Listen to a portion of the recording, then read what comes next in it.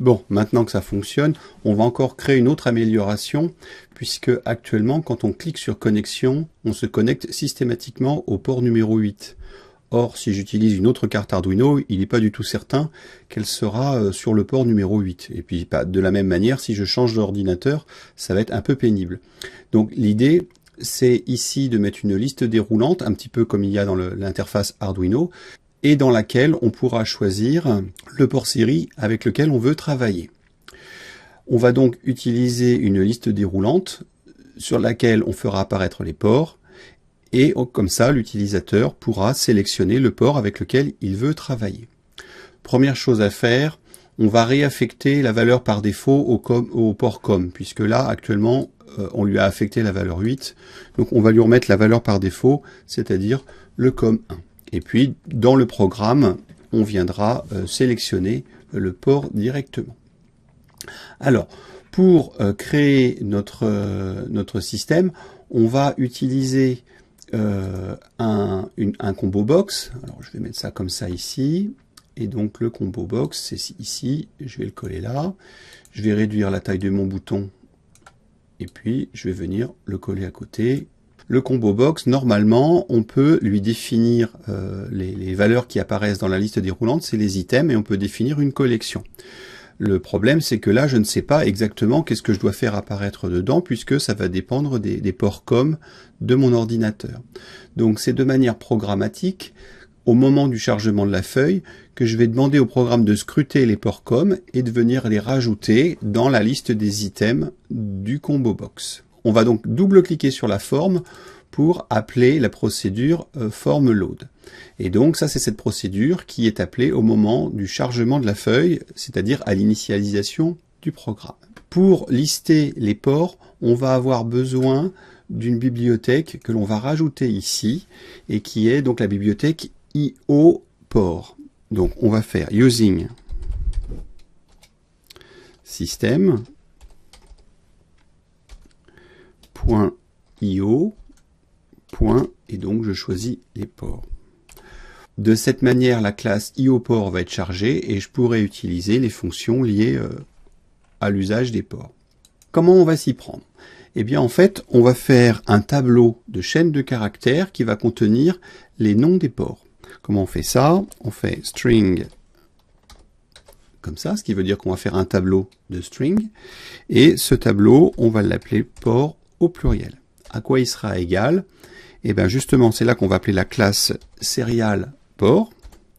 Et on va lui demander, il y a une méthode qui s'appelle getPortName, qui signifie donc récupérer le nom des ports. Donc on y va, on fait ça, et il n'y a pas d'argument à passer. Ce qui veut dire que quand cette méthode-là sera appelée, le tableau port va se remplir avec les 10 différents noms de ports qui existent sur l'ordinateur. Ensuite, on va faire une boucle for each. Voilà, donc en fait il y a le prototype, il suffit de commencer à taper for each et de cliquer 2 fois sur la touche tabulation. Et là on n'a plus qu'à compléter. Donc ça va être un var, et donc on va préciser pour chaque élément, hein, donc le principe c'est on donne le nom de l'élément ici, et ici on donne le nom de la collection. Qu'est-ce que c'est que la collection? C'est l'ensemble, donc le tableau, qui contient tous les noms de ports. Donc moi je vais faire pour port sans S, donc à l'unité, pris dans la collection, donc port, pris dans mon tableau qui contient tous les noms de ports. Et qu'est-ce que je vais faire? Je prends mon combo box 1, au niveau de ses propriétés item, je vais lui rajouter donc la méthode add. Et qu'est-ce que je vais rajouter? Eh bien, le port que je viens d'extraire de ma collection. Donc je lui rajoute port. Voilà. De cette manière-là, mon combo box va se remplir avec tous les éléments qui ont été extraits avec la fonction getPortName. On va vérifier que ça fonctionne.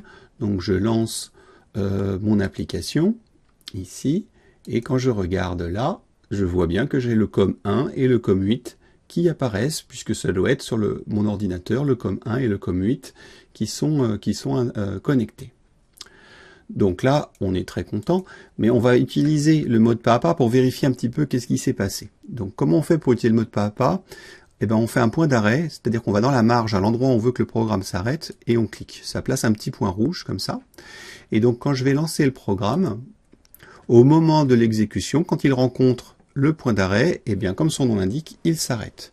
Et quand on passe la souris sur les différentes valeurs, eh bien on voit que on peut constater ce qui se passe. Par exemple, là si je vais sur port, je vois que port est nul.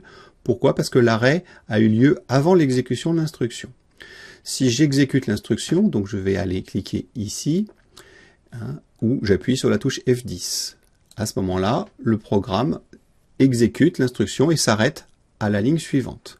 Maintenant, si je viens sur port, on voit que port n'est plus nul, mais il contient 2 chaînes de caractères, et que c'est un tableau. Alors, je vais lui mettre une petite épingle ici, pour qu'on puisse voir les éléments à l'intérieur. Donc, on voit que j'ai 2 éléments, 2 chaînes de caractères, une qui s'appelle comme 1, l'autre qui s'appelle comme 8. Si je continue à avancer d'un pas, qu'est-ce qui va se passer? On voit qu'on vient se positionner sur port, je continue à avancer, et donc on vient maintenant sur le in, et on voit que pour l'instant, si je vais sur port, il n'y a rien, mais par contre, après ici, voilà, on vient de définir la variable port.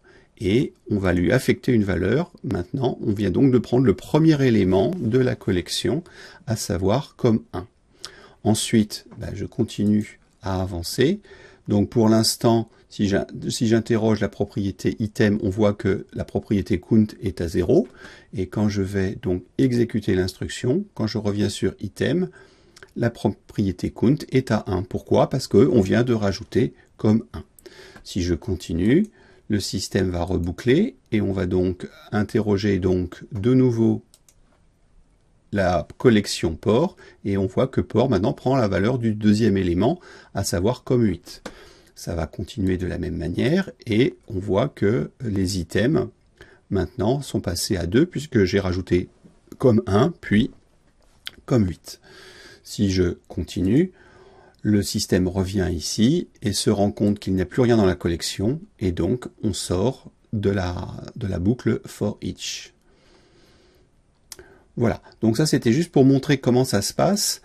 Donc on crée une collection et après avec for each on va pouvoir pour chaque élément de la collection faire quelque chose. En l'occurrence ici rajouter l'élément dans la liste des items du combo box.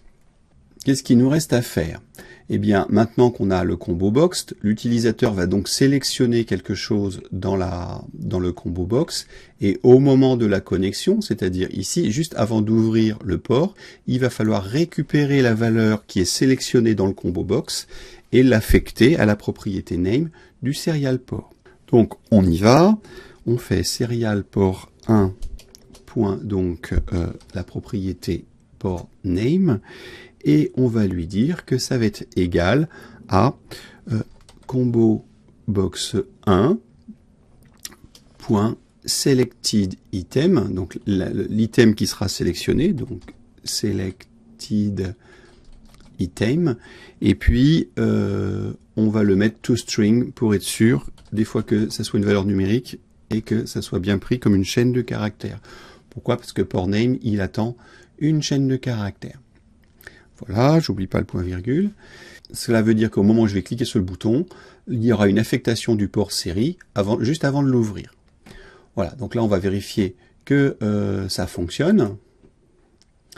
Si je clique sur COM8 et que je clique sur connexion, donc là ça fonctionne. Si je me déconnecte, eh bien évidemment j'invalide mes trackbars. Et puis si jamais je sélectionne le port le COM1, et que je me connecte, l'application, elle va fonctionner, mais comme il n'y a rien de relié sur le COM1, eh bien évidemment, les LED restent désespérément éteintes. Donc il faut que je me déconnecte, que je sélectionne le COM8, et puis à ce moment-là, je vais pouvoir piloter de nouveau mes LED comme il faut. Donc voilà le principe. Si jamais je me branche sur sur un autre ordinateur et que ma carte Arduino récupère un autre nom de port COM, eh bien je le verrai apparaître dans la liste déroulante ici de manière automatique, ce qui me permettra de pouvoir utiliser mon application, quelle que soit la carte Arduino que je vais utiliser.